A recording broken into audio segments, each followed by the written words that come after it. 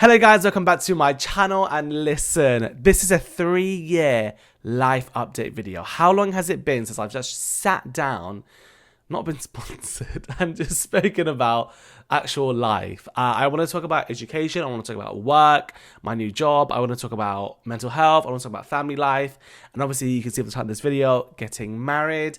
I'm very happy to say that I have decided that I will be getting married.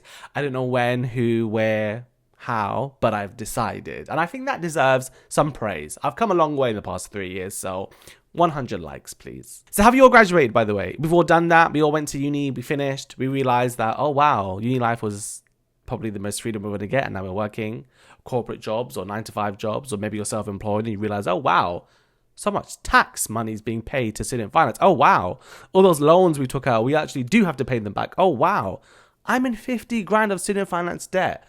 Oh wow, maybe I should have done an apprentice. And for those who were inspired by my channel to go to uni, I'm so sorry you're in so much debt. I wish you the best of luck. Let's talk education. After 5.5 years of full-time higher education, I'm happy to announce I will be doing a PhD at Exeter University. JK, I am done with school and it feels amazing. I didn't know I was going to be there for 5.5 years, okay? Half a decade, I did not realize that. And let's break it down. So I did 3 years undergraduate degree at Cambridge in psychology, and I specialized in psychology of education. That was my dissertation / my final papers. Masters at Oxford University in higher education, sponsored by the Aziz Foundation. They're the ones that gave me a scholarship. We'll talk about them in a bit. And then the conversion course into law, the GDL, the graduate diploma in law, for a year at BPP. You saw that video. And then lastly, the LPC, known as the legal practice course, the course you do before you become a trainee solicitor. I did this course at the University of Law, sponsored by the law firm that I'm going to. They paid for all of it.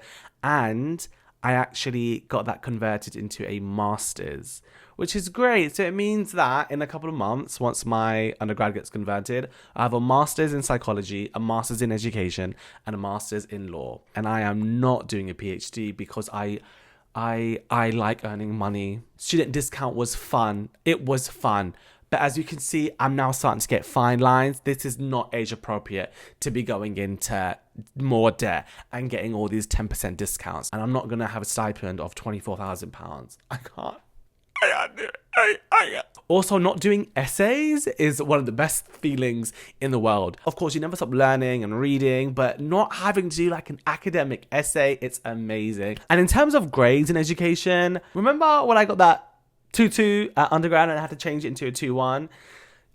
At Oxford, I was like, I have to get a first. I have to get a distinction. And I didn't get a distinction. I got a 65. So law school, I was like, look, this is my last chance. I have to get a distinction. But alhamdulillah, I actually did get a distinction for my master's in law.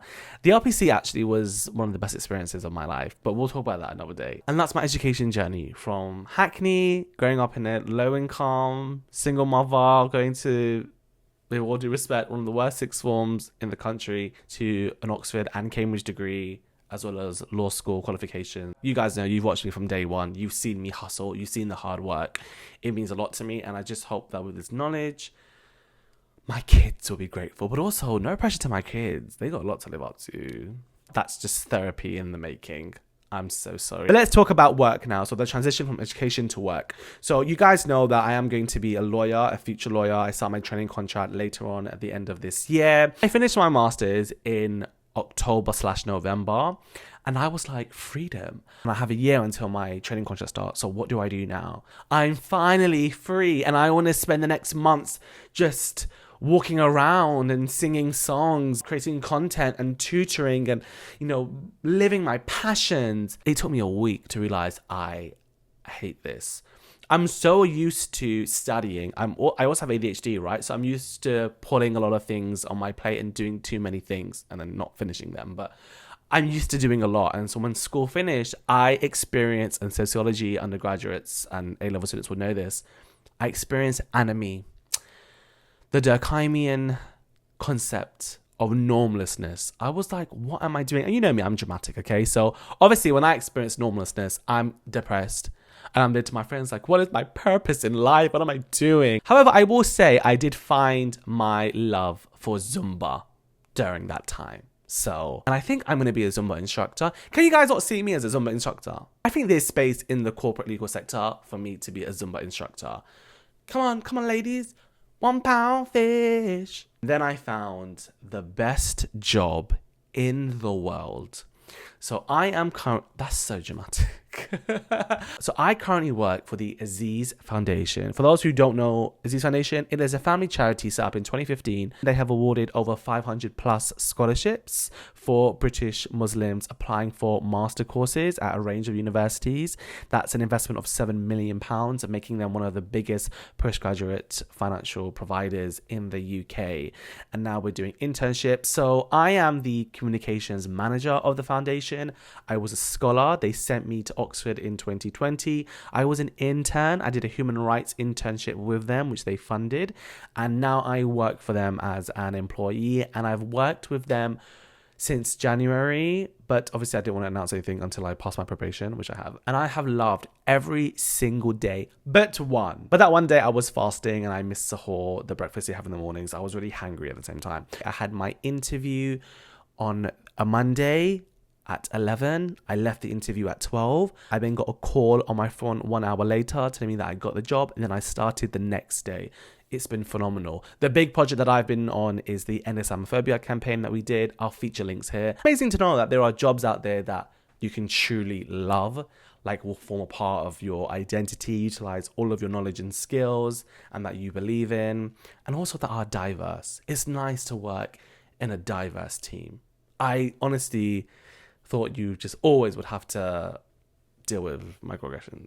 So if you are a British Muslim applying for a master's course at a UK university, then make sure you check the website azizfoundation.org.uk/scholarships and see if you're eligible for a scholarship. Okay, now let's change the tone of the video and talk about other things like family, mental health issues, and relationships. So to say this in the most respectful way I can do online, I am content with my relationship with my family.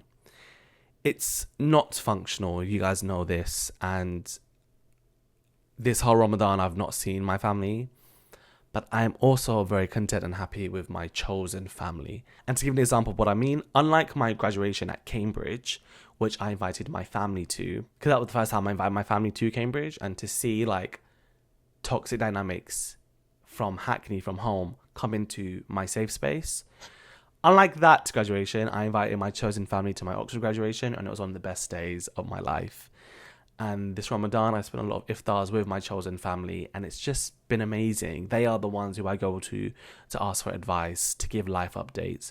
Of course, I do have like my biological family, which I try my very best to support, but there's only so much you can do, and there's only so much help you can give. As someone who moved out from home when I went to uni, I never moved back in.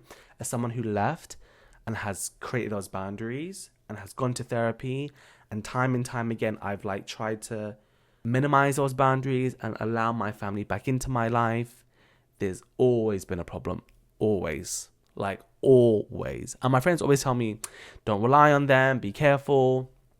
And I do rely on them because I think they are my family at the end of the day. And on so many occasions, I've always been let down. Not all, but 99%. And there is a lot of toxic and spiritual Islamic blackmail within the community that I grew up in that tells you need to be with your family. You're a bad Muslim, you're a bad person if you are not with them. Whoever said blood is thicker than water.